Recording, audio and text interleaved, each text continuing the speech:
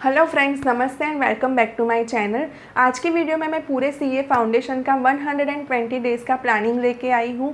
आपको 4 मंथ्स के अंदर कैसे पूरी सीए फाउंडेशन की प्रिपरेशन करनी है, ठीक है। अब बहुत सारे स्टूडेंट की ये डिमांड थी कि मैम कहाँ से स्टार्ट करें, कैसे स्टार्ट करें, पूरा टाइम टेबल कैसे बनाएं, आप हमें उसके अंदर हेल्प करो। So I have come up with this video to help you guys with all your questions. दूसरा एक प्रॉब्लम ये होता है कि मैम प्लानिंग तो बहुत सारे मिल जाते हैं, क्लास में से सर भी देते हैं, पर प्रॉब्लम ये है कि हम फॉलो नहीं कर पाते। कई बार ये होता है कि जो टाइम टेबल हमें दिया है कि भाई 9 डेज़ या 7 डेज़ के अंदर हमें ये पर्टिकुलर सब्जेक्ट कंप्लीट करना है, पर हमारे से कंप्लीट नहीं हो रहा है। तो उस सिचुएशन में हमें कैसे प्लानिंग को रिवाइज करना है और कैसे फॉलो करना है, वो चीज़ मैंने आपके इस वीडियो के अंदर आंसर की हुई है। प्लस कई बार ये चीज़ होती है कि प्लानिंग जो हमें दे दिया किसी ने, तो हम प्लानिंग को फॉलो कैसे करें। अगर प्लानिंग के अंदर हम कई बार कोई दिन पे हम लेट हो जाते हैं, तो उस सिचुएशन में आपको कैसे प्रिपेयर करना है, कुछ टॉपिक्स छूट जाते हैं तो हमें कैसे उस सिचुएशन को टैकल करना है, ये सारे क्वेश्चंस का आंसर मैंने ये वीडियो में दिया हुआ है। सो guys watch this video till and, ठीक है। अगर आप मोर सीए स्टडी टिप्स जानना चाहते हो then follow me on my Instagram account. मैंने लिंक डिस्क्रिप्शन बॉक्स में डाली हुई है, प्लस मेरा इंस्टाग्राम अकाउंट है CA_study_tips, ठीक है।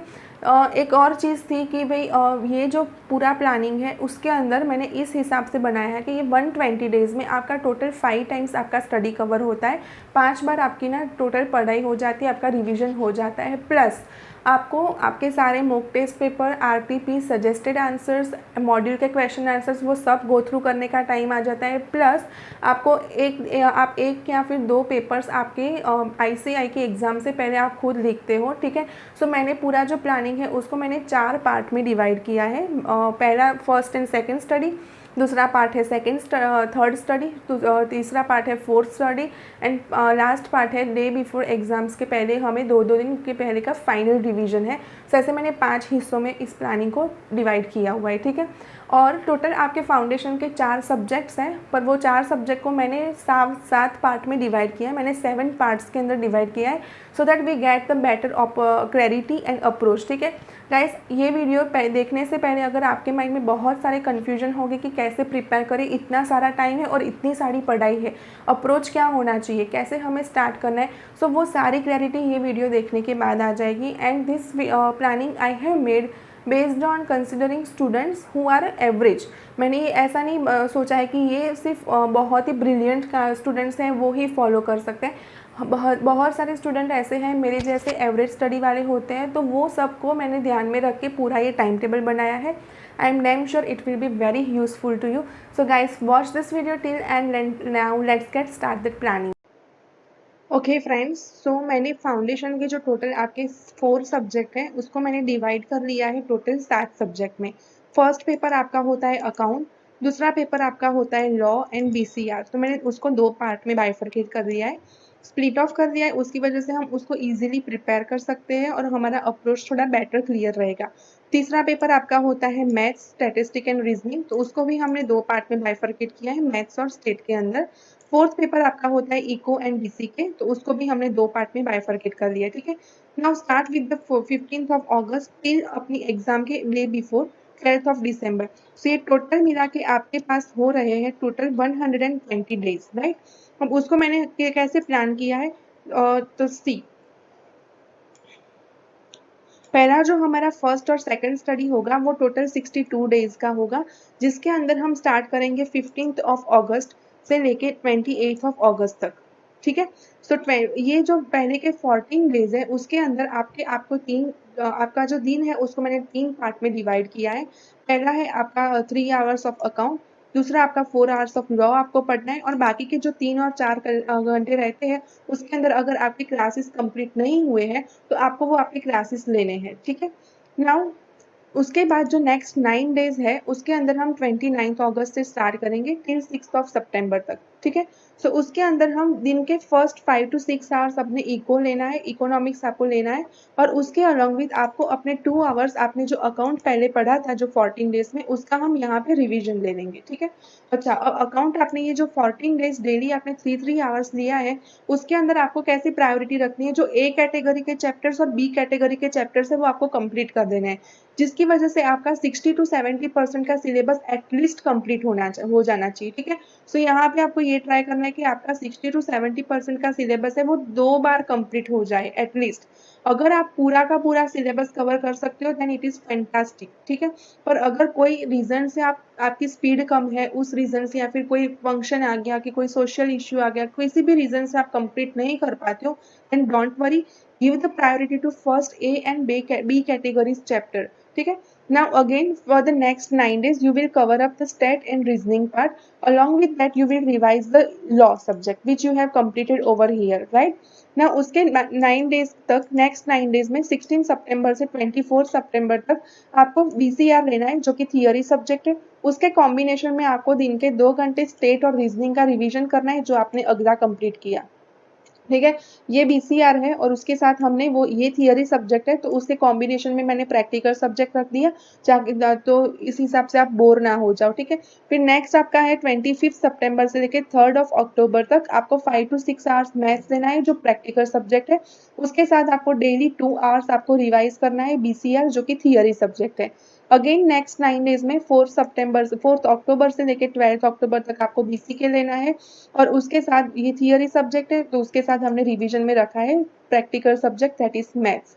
यहाँ तक अक्टूबर तक आपके क्लासेस ज़्यादातर लोगों के कंप्लीट हो ही गए होंगे, हो ही जाने चाहिए, ठीक है। Try to complete your lectures along with this. तो आपके ना तकरीबन मैंने 10 आवर्स ऑफ स्टडी गिना है, 5 से 6 घंटे यहाँ के, 5 hours plus 2 hours of this, तो 7 plus 3 hours of this classes और 4 आवर्स, 3 और 4 आप आपके हिसाब से प्लस माइनस कर सकते हैं। तो तकरीबन 10 से 11 घंटे की आपकी पढ़ाई हो रही है। अच्छा, अब यही सब सब्जेक्ट के साथ आपका इकोनॉमिक्स और यहाँ पे आपका रिवीजन इकोनॉमिक्स और बीसीके का रह गया है, ठीक है। यहाँ पे आपने ना टोटल 5 पार्ट्स का आपका रिवीजन लिया है तो 2 पार्ट का रिवीजन है वो आपको ये नेक्स्ट 3 डे में लेना है। आइडियली 2 डेज होते हैं पर 1 डे मैंने एक्स्ट्रा रखा है क्योंकि ये थियरी भी है और आपको दोनों साथ में करना है और अगर कुछ पार्ट रह गया है तो आप यहाँ पे ले सकते हैं, ठीक है। तो 13 से लेके 15 तक आपको ये करना है। 16 अक्टूबर मैंने बफर डे रखा है, कुछ ना कुछ अगर आपको कोई एक्स्ट्रा काम हो, यहाँ पे कोई टाइम बिगड़ गया हो तो वो चीज़ के लिए मैंने एक एक्स्ट्रा डे रखा है।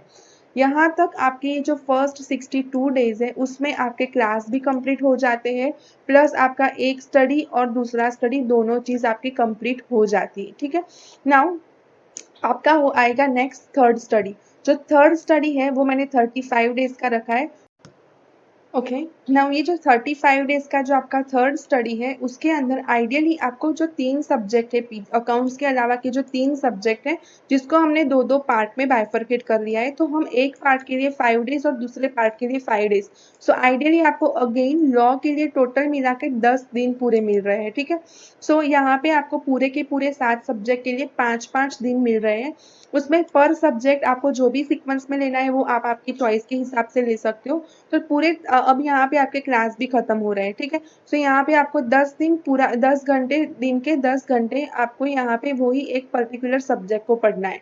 अब ये 5 दिन है उसके अंदर आपको क्या करना है, 2 hour apart from this 10 hour. अभी आपकी एग्जाम नजदीक आ रही है, सिर्फ 2 महीने बाकी है तो यहाँ पे मैं आपके स्टडी आवर्स बढ़ा रही हूँ।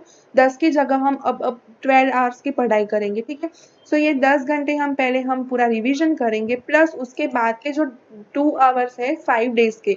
सो टोटल मिला के 5 डेज के 2 आवर्स यानी कि 10 आवर्स के अंदर आपको आपके आरटीपी, एमटीपी, सजेस्टेड आंसर और मॉड्यूल के आंसर आपको इसके अंदर से करने हैं, रिवाइज करने हैं। क्या होता है कि पूरा दिन आप पढ़ के बोर हो जाते हो, जब दोपहर के अंदर आपको कंटाला आता है तब आप क्या कर सकते हो, ये 2 आवर्स के लिए आप आपके ये जो आरटीपी, एमटीपी वगैरह सॉल्व करोगे तो वो भी हो जाएगा, टाइम भी अच्छे से यूटिलाइज हो जाएगा और एक बार आपका ये रिवीजन भी अच्छे से हो जाएगा।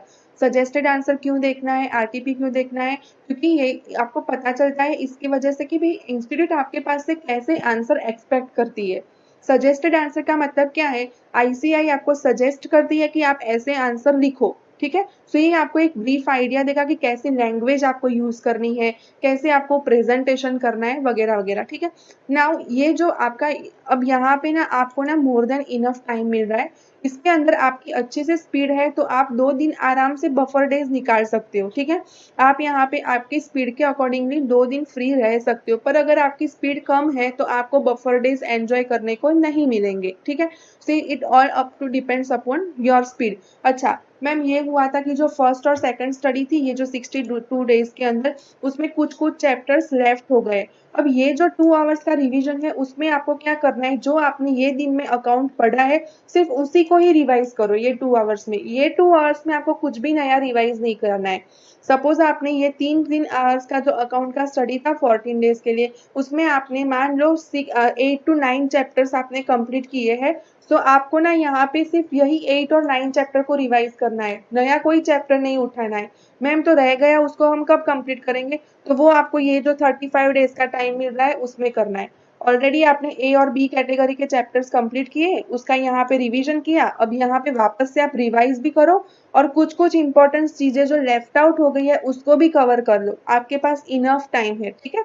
सो यहाँ पे कई बार होता है ना कि भाई मैम टाइम टेबल के हिसाब से कुछ कुछ चीजें रह गई, तो जो रह गया उसको रहने दो। मान लो आपको यहाँ पे 14 डेज मिले हैं अकाउंट्स करने के लिए, ठीक है।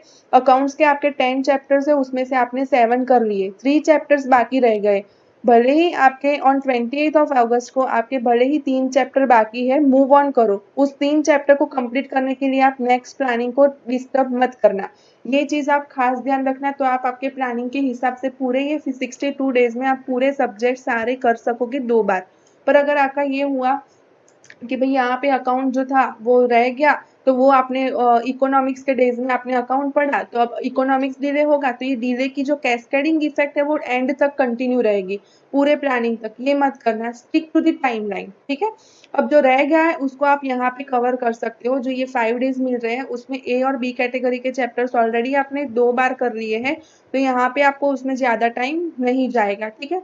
अब नाउ ये जो प्लानिंग है 12 डेज का, this is the real magic, ये रियल जैम है जो ज्यादातर टाइम टेबल में आपको नहीं मिलता है। ये चीज मैंने मेरे एक्सपीरियंस के हिसाब से और साइंटिफिक मेथड से मैंने यहाँ पे डाली हुई है, ठीक है। सो यहाँ पे आप आगे जहाँ पे जो भी करो, यहाँ पे आप कैसे भी प्लान करो, अगर रिजल्ट अभी तक नहीं आया है, रिजल्ट आने के बाद आप अपनी टाइम टेबल फॉलो करोगे, कई लोगों का नेगेटिव रिजल्ट आएगा या फिर कहीं लोग डिले हो जाते हैं। पर ये चीज ध्यान रखो कि आप 21 नवंबर को या ये चीज यहाँ से स्टार्ट हो ही जानी चाहिए। अगर आगे के दिन में यहाँ पे आपका कोई भी स्टडी डिस्टर्ब हुआ है, पर फिर भी 12 डे का जो ये प्लान है वो 21 नवंबर से आपका कोई भी हाल में वो आपको स्टार्ट कर ही देना है, ठीक है। Because this is the real jam and it is the most important thing. I am damn sure ये आपको आपके 10 या 15 मार्क्स ऐड करवाएगा आपकी जो एग्जिस्टिंग पोजीशन है उसके अंदर, ठीक है।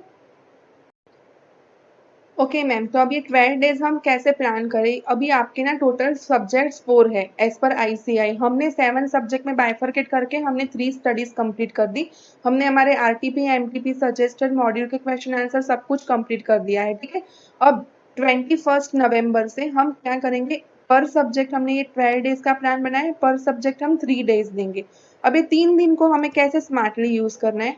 20 आपको एग्जाम के अंदर कितने दिन मिलने वाले, 1.5 डेज मिलने वाला है, ठीक है। 1 डे पूरा और नेक्स्ट दिन का आपको हाफ डे मिलेगा। तो अब मान लो आपकी इंस्टीट्यूट की एग्जाम आ रही है, वैसे ही आपकी ये एग्जाम है।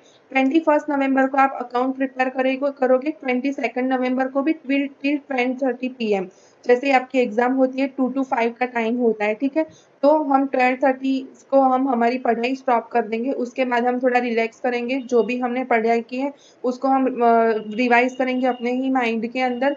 एंड अगर आपको नैप लेना पसंद है तो एग्जाम से पहले थोड़ा बहुत लाइट आप कुछ भी खाना खा लो, उसके बाद नैप लेना है। या फिर आपकी कोई हॉबी है तो वो हॉबी आप कंप्लीट करो, जैसे कि आपको सॉन्ग सुनना पसंद है, आपको टेबल टेनिस खेलना पसंद है, तो फॉर 15-20 मिनट्स और हाफ एन आवर आप वो आपकी हॉबी को दे दो। और उसके बाद आप आपकी एग्जाम देने जाओ एकदम रिलैक्स हो गए, बिल्कुल डरे बिना।